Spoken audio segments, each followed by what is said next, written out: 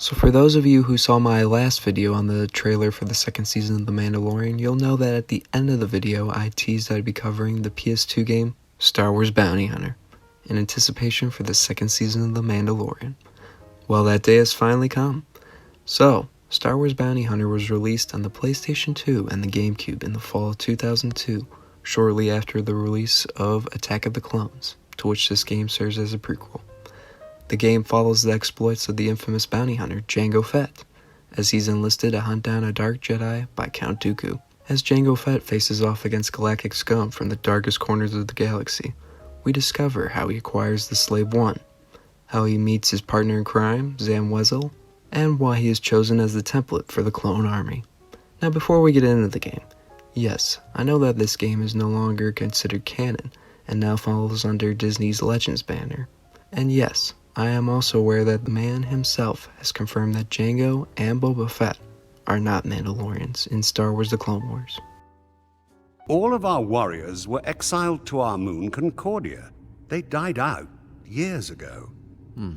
Are you certain? I recently encountered a man who wore Mandalorian armor. Jango Fett. Jango Fett was a common bounty hunter. How he acquired that armor is beyond me.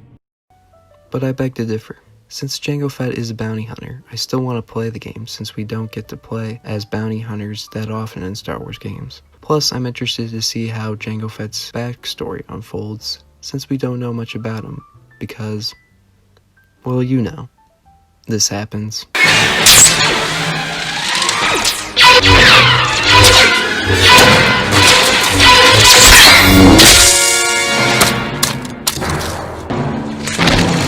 And he really is. Just a simple man trying to make my way in the universe. So without further ado, it's time to get into the game.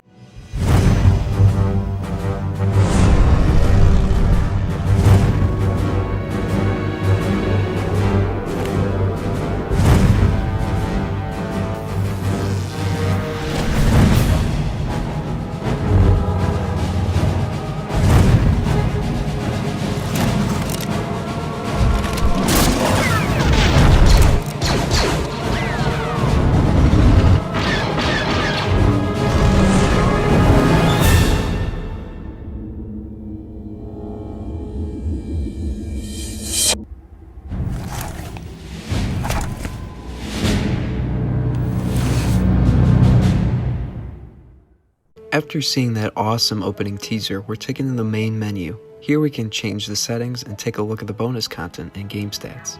In the settings, we can look at the control setup and change the AV settings. Bonus content for this game includes a Dark Horse comic, a set of Wizards cards, concept art, and outtakes. Alright, it's time to get into the game. So after the opening crawl, we're taken to Count Dooku's ship, where Darth Sidious tells him to eradicate the Bando Gora crime syndicate, and to find an ideal host for the clone army by looking for the galaxy's most dangerous mercenaries.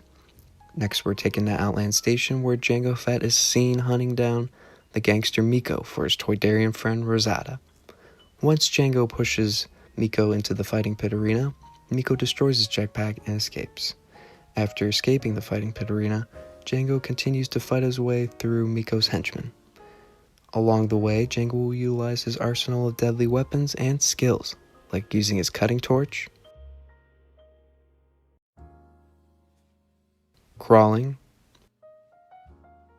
climbing, claiming other bounties,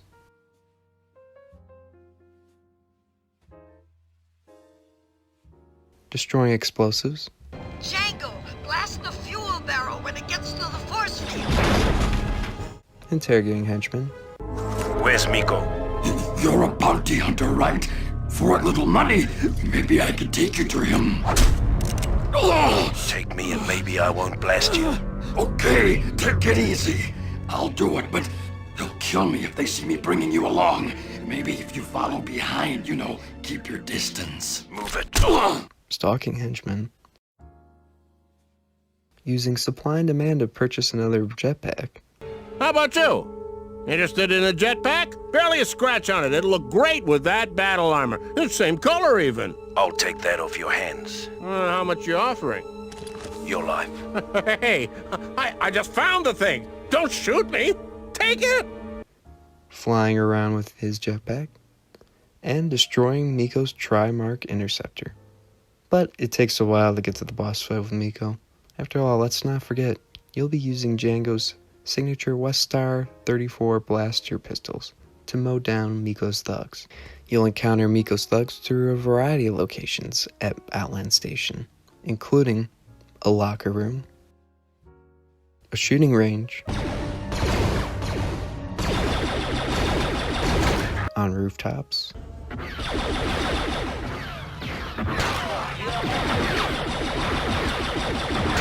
some waterways,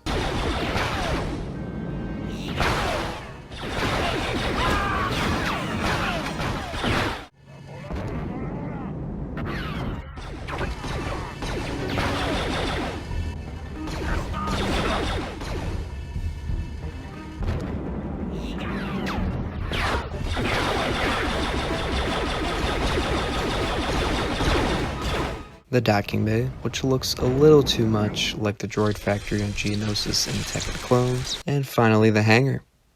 Now when I first fought Miko, I went in guns a-blazing, which resulted in my death, as you can see. Speaking of which, this is the perfect time for the death count.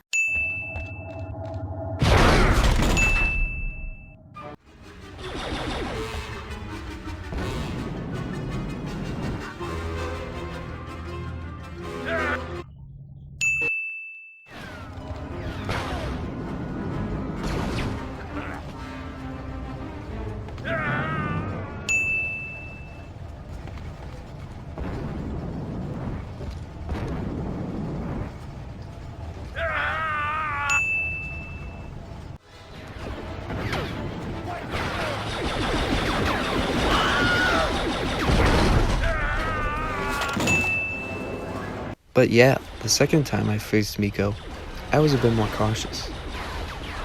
But I didn't bother to dodge Miko's blaster fire. But hey, the third time's a charm. The key to defeating Miko is knowing when to avoid the blaster fire from a ship. But I'm not quite sure how Django's pistols are able to generate enough firepower to destroy Miko's ship. With that being said, it's time to turn Miko in. Don't kill me. I hate to admit it, but you're worth more alive. I'll get you for this fact. Payback! You hear me? After Miko has been captured, we're introduced to another bounty hunter named Montrose. You're worth enough, dead. Next, Django is seen receiving payment for his bounty. Then Rosada tells Django there's a message for him. You're short, Ross. Not trying to swindle me, are you? The message is a hologram of Count Dooku inviting Django to a special hunt to capture the deranged leader of the Bando Gora, Kamari Vosa, dead or alive for 5 million Republic credits. Now Rosada is not too keen on Django going after the Bando Gora. Why, you may be asking? Well... No, Django. Not the Bando Gora. It's too dangerous even for you. Like you said, this hunt can make me. Or break you. No bounty hunter who set out after the Bando Gora has ever returned. Worried about losing your finder's fee? Now that's not fair. You know I worry about you. What else do you know about this Bando Gora? Only rumors. It's a very secretive organization. They're everywhere and nowhere at the same time. I heard they're behind the new Death Stick craze. Death Sticks are big in Coruscant's underworld. That's right, guys. The Bando Gora is a Death Stick cartel. Now, who can forget the time someone tried to sell Death Sticks to Obi-Wan? You want to buy some Death Sticks? You don't want to sell me Death Sticks. I don't want to sell you Death Sticks. You want to go home and rethink your life. I want to go home and rethink my life. I'm sure he's living a better life now. Anyways, Rosada is unable to dissuade Django from the hunt, and remarks that he could run into Montrose, in which Django replies, I'd be surprised if I didn't. Next, Montrose is seen receiving the same invitation for the hunt from Count Dooku as Django. Alright guys, that's it for Chapter 1 of Star Wars Bounty Hunter. If you like this video, feel free to hit the thumbs up and subscribe for more awesome content like this. Thanks for watching. I'll catch you on the next one. That's a wrap.